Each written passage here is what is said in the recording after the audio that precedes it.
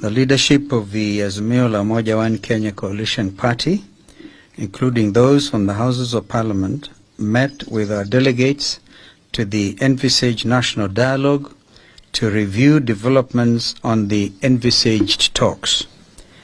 Any reasonable observer of the happenings in the last few weeks will agree with us that Kenya Kwanza has no intention whatsoever of holding any dialogue at all, let alone one that is honest, transparent, and bipartisan. They have exhibited absolute bad faith from the beginning, and we will highlight the same as follows. Number one, when Honorable Ruto invited us for talks, he did not in his speech capture the entire framework for talks as had been agreed upon with the emissaries he sent to us. This includes leaving out key issues on the cost of living and electoral justice, which are of utmost importance to us and the people of Kenya. Number two, the delay in naming his team is another sign of a lack of seriousness that has been made worse by the inclusion of members of the Azimio coalition in his team, when the whole country knows that respect for multi-party democracy is one of the key issues we have put on the table. Number three, to date, Kenya Kwanza has failed to name the leadership of his team as a way of stonewalling.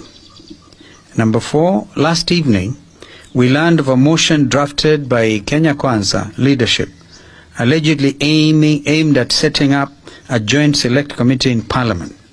The motion is in absolute bad faith for the following reasons. A, we have insisted on an extra-parliamentary process in view of the strictures of debate in Parliament. We will therefore not participate in any such parliamentary process. B, the motion is disguised as a product of bipartisanship, when in fact the leadership of Azimio in Parliament were neither aware nor consulted in its drafting.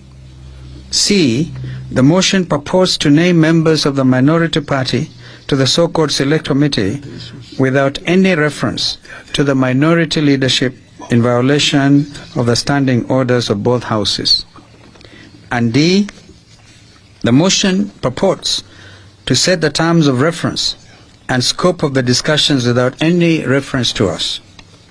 We continue to insist that the dialogue must be about all the four issues, namely the cost of unga, fuel and electricity, forensic audit of the servers, bipartisan reconstitution of the IEBC, and respect for multi-party democracy.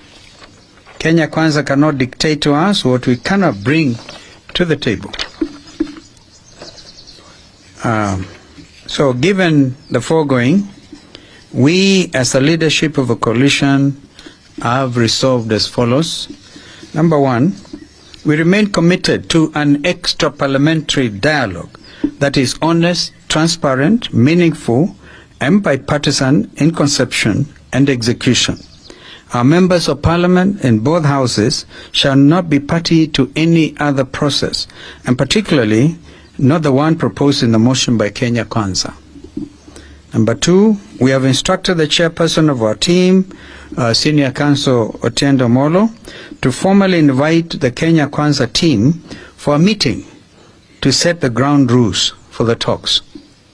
Number three, our issues remain what we said before, and they are reduction in cost of unga, fuel, electricity, and school fees, opening and audit of IEBC servers, bipartisan reform and reconstitution of IEBC, reinstatement of the 4 IEBC commissioners, and end to the buying of MPs, which threatens multi-party democracy.